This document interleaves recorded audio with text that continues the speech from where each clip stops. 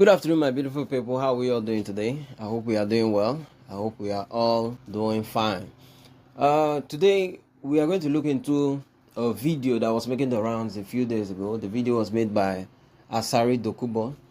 He was saying in that video that the Kalabari people, where he is from actually, the Kalabari people of Rivers State, that many of them are actually Igbo people, but today that there's a lot of fabrication. There's a lot of hiding of identity. They are hiding their identity as Igbo people. The history is being distorted and revised. Now he was like complaining about the situation and asking the Kalabari people who are Igbo to come out and identify as Igbo. Now, whatever be his reason for doing that, because he is a very, very controversial person. But whatever be his reason for doing that, we are going to actually look into the history of the Kalabari people. On this particular channel is a place that we've looked into Bonny, the Bani people for very long now. We've looked into Opobo, we've looked into Okrika also in different measures, but we are going to look into Kalabari and try to separate or bring out the truth in what Hilda Dokubo is saying. In doing that, we are going to look into three main topics in this particular video. We are going to look into the origin and migratory route of the Kalabari people. Secondly, we are going to look into the Kalabari identity in history. That is how they are identified. Okay. Thirdly, we are going to look into the history of the three main Kalabari towns. There are several Kalabari towns, maybe more than 30, but there are three main Kalabari towns, which are Buguma, Bakana, and Abonema. These are their three main towns. And we are going to look briefly into the history of these towns, because the history of those towns are actually tied to the identity of the people. Okay, so first of all, this is what we are going to look into: their origin and their migratory route.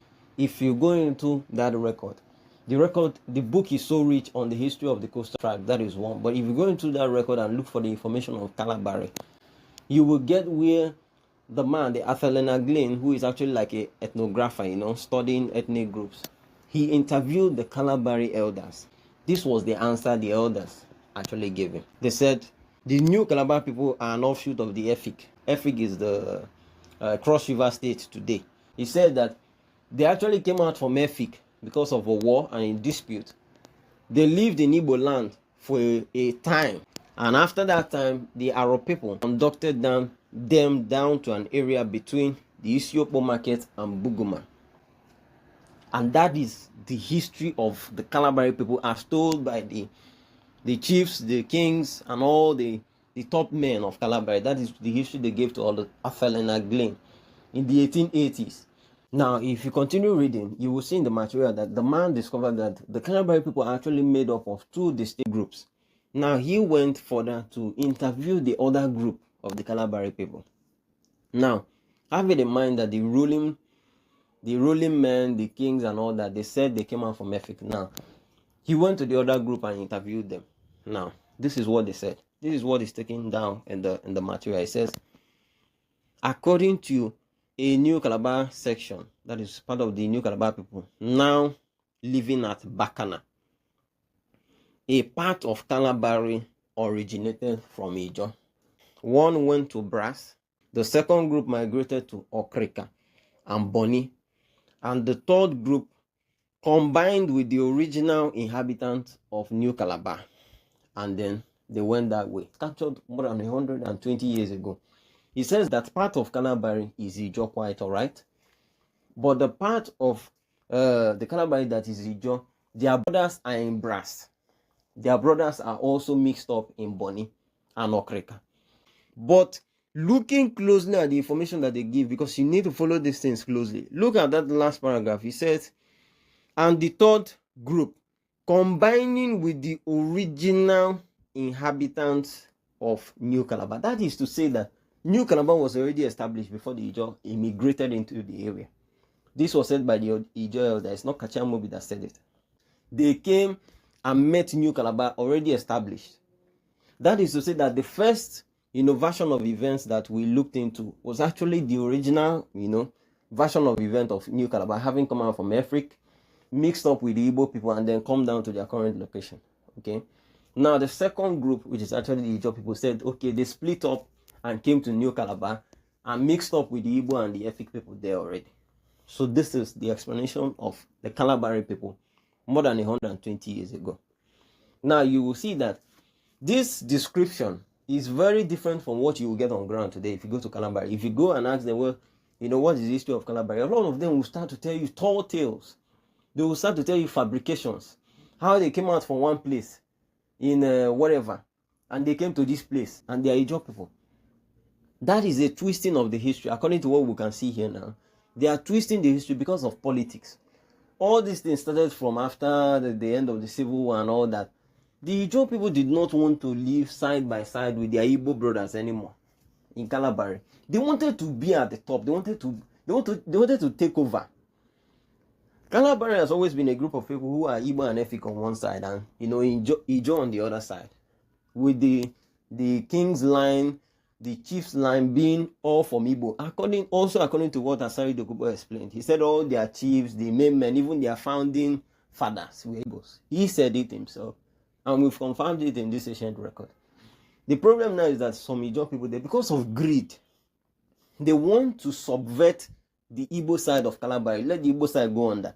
And so when you ask them, they'll tell you that the Igbo side were brought as slaves. That is so wrong. That is so offensive, which Hilda Dokubo also mentioned. And he said, why the fabrication? Why are they fabricating history? Why are they trying to subvert the Igbo side of Kalabari? Why are they trying to put the Igbo side under? And this is the bone of contention between two tribes, the Igbo and the Ijaw people. Why the Igbo people recognize the Ijaw people and say, okay, this is who they are. The Ijaw people don't want to recognize the Igbo side. They want to subvert them. And that is the bone of contention. That is the cause of problem. And it will continue to cause problems. Okay. So, that is just talking about the origin and migratory route. We've seen that the Kalabari people in their original form migrated out of Efik, moved into the Igbo country, maybe for decades, maybe for centuries, mixed up with them. And then the part of the Igbo country was actually Emoha. Emoha is called the place Amafo. Amafo in Emoha. That is among the Ikwere people. That is where the Kalabari people lived for a long while. One thing led to the other, and they had to leave Amafo also and then come down closer to the coast. So that's why you see a lot of congeniality between the Ikwere and the Kalabari people. They used to live side by side before, you know, mixing up, even till today. Most of the markets in that Emoha local government, there are a lot of Kalabari people there. Igbo speakers, Kalabari people. You won't even know they are Kalabari unless they tell you they are Kalabari people. Because they've been living there for centuries. They've mixed up with the Ikwere people. Sometimes it's hard to, you know, distinguish who is Ikwere and who is Kalabari in those areas. They are there till today. So that is how, you know, that's what we'll be looking into as per their origin and migratory route. Now we'll now look into Kalabari in ancient document. That is how they were identified, or how they identified themselves, as the case may be. Now if you look into this record was taken down by Beke, William Balfour Beke. This is the information we took about Kalabari. It says, New Calabar is also known as Kalabari or Karabari. So it's the same thing whether I call it Kalabari or Karabari.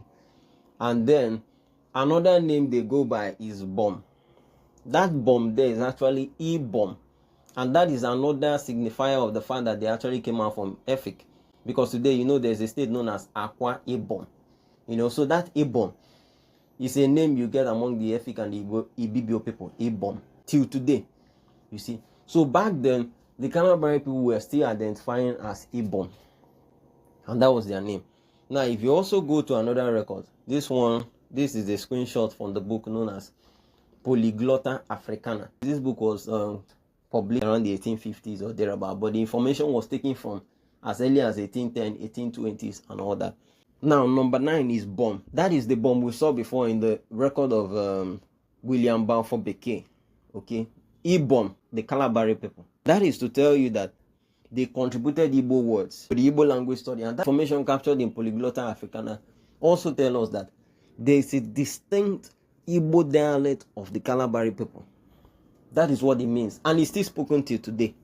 It is hidden. All these things are hidden. You know, they try to cover it. Oh, don't let the outside people see. But there is an Igbo dialect that is indigenous to the Kalabari people.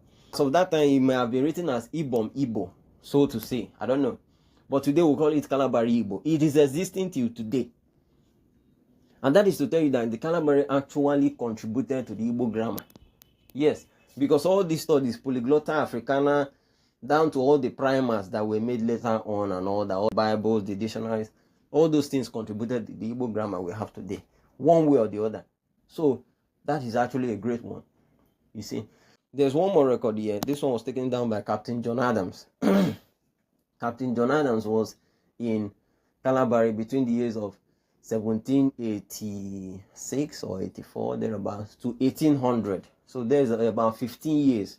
In the record he took down, this is what he wrote. He said, this is somebody who was very, very familiar with Kalabari. He said, it is very probable that the towns at the mouth of the river, that is New Calabar and Bonny, are people from the Igbo country originally. We'll take that again. He said, it is very probable that the towns at the mouth of the river, that is New Calabar, Kalabari, and Bonny, are actually people from the Igbo country. Now, he continued with the information. He said, in fact, Amakiri, who is the king of Kalabari, and Pepo, who is the king of Bonny, are actually both Igbo men. And he even knew all the chiefs, because the information actually continues. He said, Amakiri and Pepo are actually Igbo men. And so also are the principal traders of both of these places. That is to say that in Kalabari and in Bonny, the kings, all their major chiefs, all the leading men of both communities were Igbo men. The people who are kings are usually the people who are the founders of that place. Also for the other king, King Pepo of Bonny, that is Obani, he also was an Igbo man. Very likely they were all speaking Igbo in their own time, because I don't see any other language they were going to speak, even till today. Just as Hilda Dokubo mentioned on his video, he said all the principal men, all the main men, even the founding families of Kalabari were Igbo people. He said it on the video, you see. So today when you see instances where people come out and say, oh, don't talk about Kalabari with an Igbo, with the Igbo people, or don't try to join it. They are Igbo people. It's not a matter of joining them to the Igbo people. They are Igbo people. The records are there till today. They are Igbo people. There might be an Ijaw part, but we cannot allow the Ijaw part to swallow the rest of the people and call them slaves. You can't allow the Ijaw people to call the rest of the Igbo Kalabari people slaves.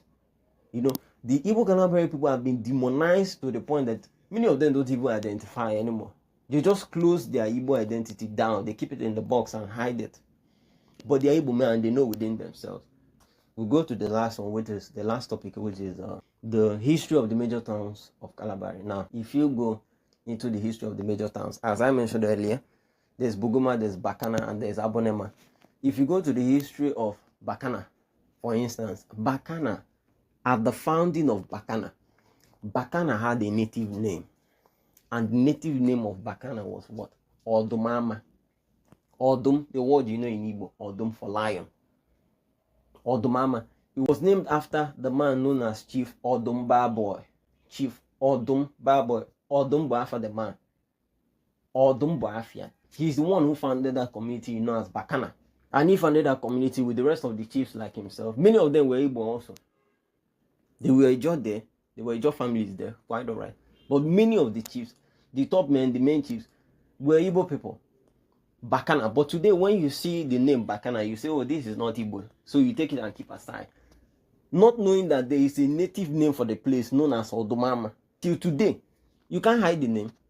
It's just that because of ignorance, a lot of people don't know. So when you tell them, they are surprised. But verify the information to see if it's true.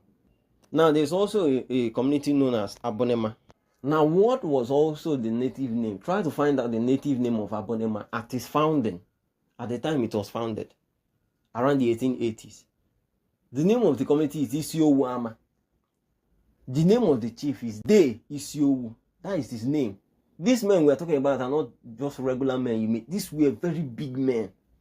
Very big chiefs and very wealthy. For them to be able to found a town, just like Jaja. Jaja was extremely wealthy in his time from the palm oil trade. And so they were wealthy enough to go out and found a new town entirely. They set it up. They and their supporters, the other supporting families, the other supporting chiefs.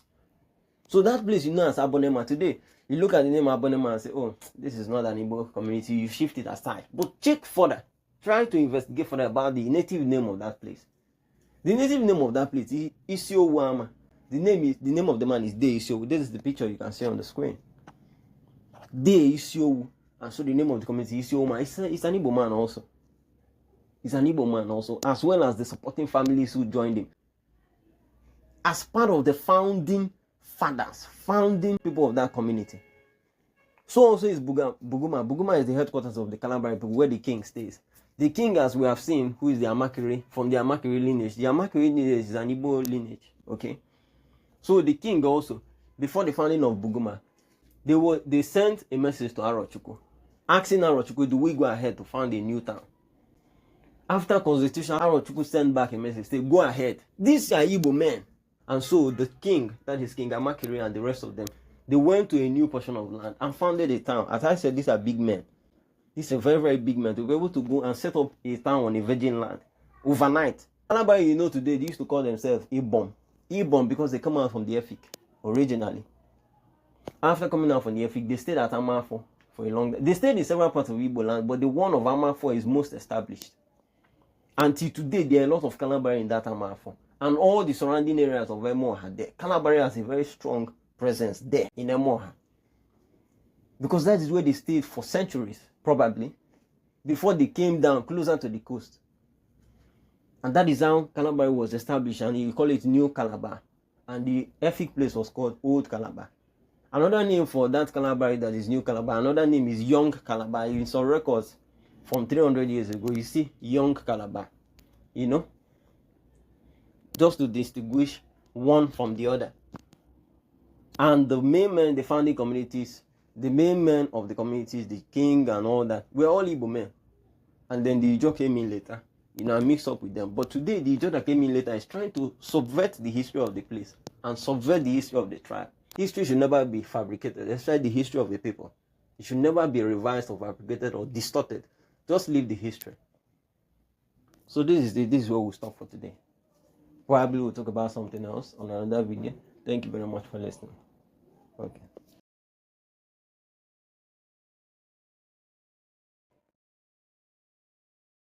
Ndewo aha mbụ Hilda Dokubo.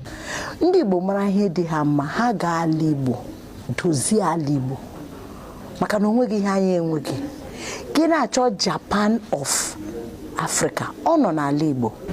Rugodu Nnewi, gaa hụ ihe ụmụ Igbo ji aka ahụ. Gị na-achọ seaport nọ, ọ nọ na Rivers State, ọ nọ na Calabar. Mụnwa ga-asị, ụmụ Igbo biko nụ ka anyị dozigodu ebe nke anyị.